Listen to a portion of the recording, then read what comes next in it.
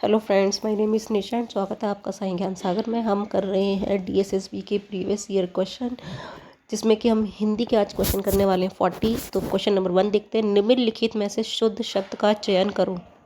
सलोचिन, सलोचना, तो 20 का सही आंसर है।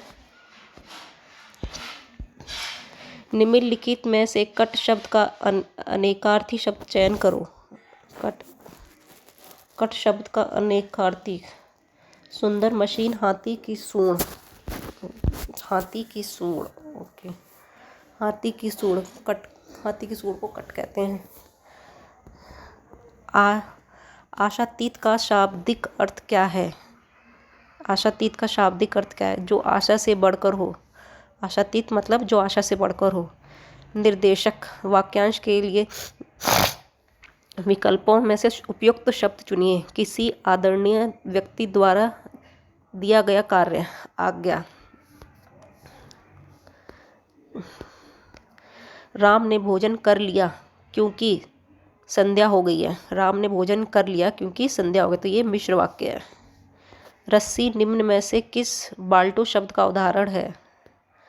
रस्सी निम्न में से किस बाल्टो शब्द का उदाहरण है? विपरीत गुण का बोध करने वाला युग्म। विपरीत गुण का बोध करने वाला युग्म। जिस समास में पहला शब्द अव्यय होने के साथ प्रधान होता है वह कौन सा समास होता है? तो वो समास होता है अव्यय समास। निम्नलिखित में वाक्य में से कौन सा भविष्य काल का उदाहरण है? राम पुस्तक पढ़ रहा है, पढ़ रहे हो, वे काम करते हैं। राम पढ़ेगा। निम्नलिखित में से कौन सा शब्द स्त्रीलिंग है? पानी, पपीता, एकादशी, दही। एकादशी मनाई जाती है, तो एकादशी इसका सही आंसर है। मेज पर पुस्तक है में कौन सा कारक चिन्ह और विभक्ति है? कर्ता ने, कर्म से, करण से, कर्म को, अधिकरण से। मेज पर पुस्तक है में कौन सा? मेज पर पुस्तक है अधिकरण में होगा। निम्नलिखित में से कौन सा शब्द युग्म विपरीत गुण वाला है? ईर्ष्या, द्वेष, दंत, दांत, आग, पानी, भूख, भूगोल। तो डिफरेंट होना है, तो आग और पानी अलग है। निम्नलिखित में से कौन सा शब्द पुरुषवाचक शब्द का उत्तम पुरुष का शब्द है? उत्तम पुरुष का शब्द है, तो उत्तम का में आएगा।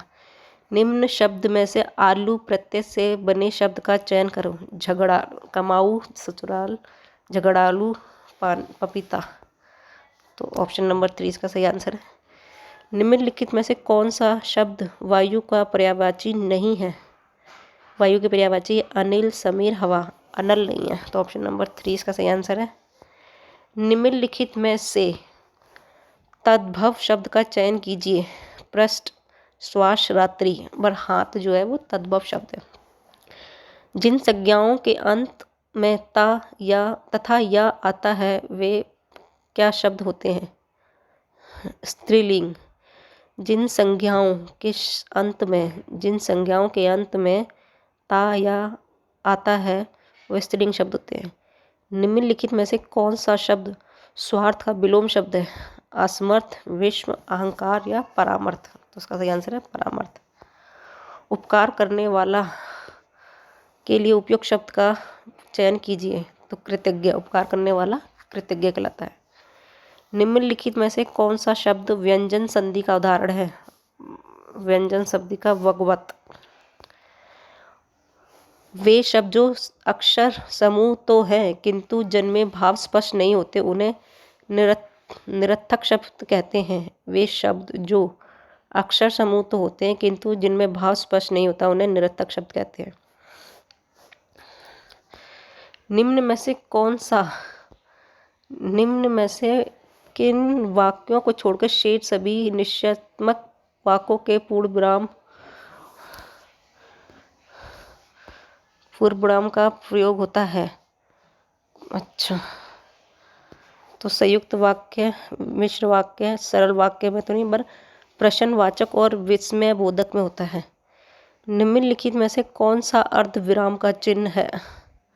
डैश, अर्धविराम, डैश, डॉट। तो ऑप्शन नंबर 3। निम्नलिखित में से कौन सा शुद्ध वाक्य है? एवरेस्ट शिखर सबसे उच्चतम चोटी है। एवरेस्ट शिखर है। एवरेस्ट शिखर की ऊंचाई ऊंची चोटी है।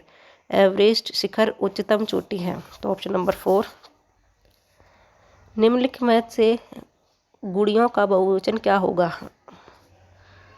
तो गुड़ियों का होगा गुड़ियाँ। महिमावान पुल्लिंग शब्द का स्त्रीलिंग शब्द लीजिए। महिमावान पुल्लिंग शब्द का स्त्रीलिंग शब्द लिखिए। तो महिमावती।